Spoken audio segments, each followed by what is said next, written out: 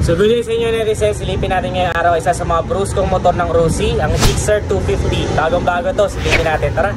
So ayan para sa mga naghahanap ng talagang brusko, gusto nyo maging dominant sa kalsada, isa to sa pinakamalaki and pinaka masasabi mong macho looking na motorsiklo ngayon, ang Gixxer 250. Engine type yan, 4-stroke, single overhead cam, 4 valves, single cylinder. Napakalimaw ng max power nito dahil 19.49 kilowatts at 9,300 RPM. Habang ang maximum torque naman ay 22.2 Nm at 7,300 RPM. So kung talagang gusto mong maging dominant sa service road, of course, di pa to pwede sa expressway. Ito talaga isa sa may re-recommend ko. Walang makakasibak sa'yo halos. Alam naman natin, Suzuki din ang gumawa ng Raider. So ito, yung 250, parang kuya ni Raider. Napakaganda ng disenyo, no? Kaya nakalagay lang dito sa gilid, Gixxer. Ayan. LED na, mga ilaw natin dito sa unahan, sa headlight niya. Ganda, oh. Very futuristic na. And of course, fully digital din yung panel gauge niya. LCD type. So, hindi lang ito naka-activate kasi nasa kasa lang tayo eh. Simple lang yung mga buttons niya. May passing light, high beam, low beam, turn signals, busina. Kill switch at saka power switch. Napakalaki ng tangke. 12 liters of fuel tank capacity. Ayan, no? So, meron lang dito nakalagay S. Ayan, no? Suzuki logo. Tapos parang matte siya, matte. Ganda na ang paint job niya sa tangke. Wow! Parang plastic ba ito? Metal. Parang plastic din eh. So ayan, dito mabubuksan yung tangke. Of course, 12 liters, malayo na rin mararating mo doon. Average fuel consumption niya siguro nasa around 30 to 35 kilometers per liter. Depende pa rin sa driver. Ito naman yung seat niya. So kung mapapansin nyo, pwede pa rin kayong mag-angkas. Medyo generous pa din yung seat niya, no? Para sa pillion ride.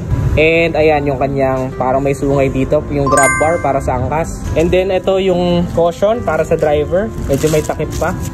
Pero malambot generous din siya. Slipin natin sa likod. Ganda rin ang likod niya, LED na rin, no?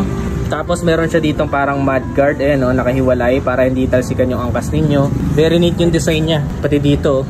Tapakan ng pillion ride, ayan siya. Medyo malapit sa tambucho. So ingat-ingat na lang sa pillion ride, baka mapasok. Pero ito, ang ganda ng tambucho niya. Speaking of which, ayan, no?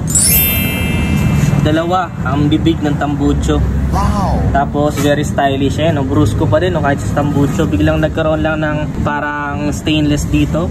And then ito naman yung tapakan para sa driver. Dito nakalagay Suzuki Eco Performance.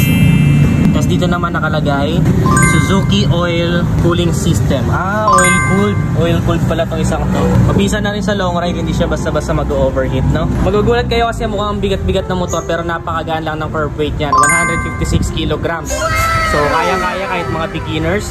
Sobrang gaan lang po ng motor na to, mukha lang siyang mabigat. Telescopic fork yung kanya suspension sa unahan, hindi pa siya inverted. Napakalaki po ng disc niyan, ayan, no? Dual piston caliper din. Sakto ang kagat ng preno.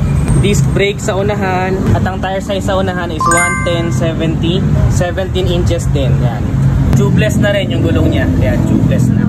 Sa likod naman, meron tayo dito disc brake din. Ang size naman sa likod ay 150/60, 17 inches wheels and tubeless din yung tires niya. Ayan, oh.